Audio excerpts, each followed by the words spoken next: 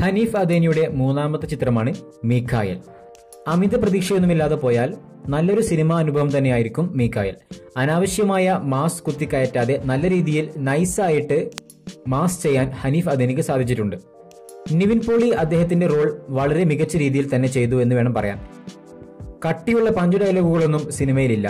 പിന്നെ പറയേണ്ടത് ഉണ്ണിമുകുന്ദന്റെ screen performance ആണ്. അത് വേറെ ലെവൽ തന്നെയായിരുന്നു. നടത്തവും ബോഡിയും അഭിനയവും എല്ലാം നന്നായിരുന്നു. അമിതമായി നായകന്റെ കയ്യിൽ നിന്നും അടിവാങ്ങിക്കൂട്ടുന്ന സ്ഥിരം ഗുണ്ടാ റോൾ ആയിരുന്നില്ല. കിട്ടിയ റോൾ നന്നായി തന്നെ മസിൽ അളിയൻ ഉപയോഗിച്ചിട്ടുണ്ട്.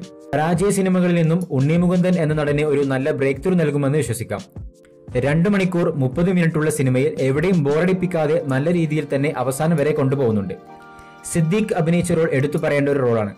അശോകൻ, ശാന്തി കൃഷ്ണ, സുരാജ്, അങ്ങനെ ചിത്രത്തിൽ അഭിനയിച്ച എല്ലാവരും നന്നായിരുന്നു.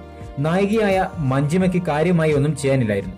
ആദ്യം മുതൽ അവസാനം വരെ ഫുൾ മാസ് പ്രതീക്ഷിച്ച് ആരും പോവേണ്ട ആവശ്യമില്ല. സിനിമയിൽ ഉടനീളം നല്ല വൃത്തിക്ക് മാസ് കാണിച്ചിട്ടുമുണ്ട്. തന്റെ മുൻകാല ചിത്രങ്ങളെ പോലെ ഫാമിലിക്ക് സംഭവിക്കുന്ന കുറച്ചു പ്രശ്നങ്ങളും അതിലൂടെയുള്ള നായകന്റെ അതിജീവനവുമാണ് കഥാകൃത്തം. എന്നിരുന്നാലും ഒരു സ്ഥലത്തു പോലും ബോറടിപ്പിക്കുന്നില്ല. ഒരുപാട് കഥാപാത്രങ്ങൾ കൊണ്ട് നിറഞ്ഞ ആദ്യ പകുതിയിൽ സിദ്ദീഖ് തന്നെയായിരുന്നു താരം. നിവിൻ പോളിയുടെ ഇൻട്രോ ഉൾപ്പെടെ സ്റ്റൈലിഷ് ഹനീഫ് അദേനി മേക്കിംഗ് കാണാം.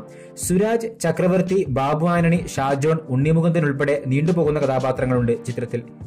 സ്ക്രിപ്റ്റിലെ പോരായ്മകളെല്ലാം ഡയറക്ഷനിലൂടെ തീർക്കാൻ സാധിച്ചിട്ടുണ്ട്. ഗോപി സുന്ദറിന്റെ ബാക്ക്ഗ്രൗണ്ട് മ്യൂസിക്കും പൊളിച്ചു. മീഖായൽ ടിക്കറ്റ് എടുക്കുന്ന പ്രേക്ഷകരെ തൃപ്തിപ്പെടുത്തും. ടോപ്പ് ന്യൂസ് നൽകുന്ന റേറ്റിംഗ് 2.75.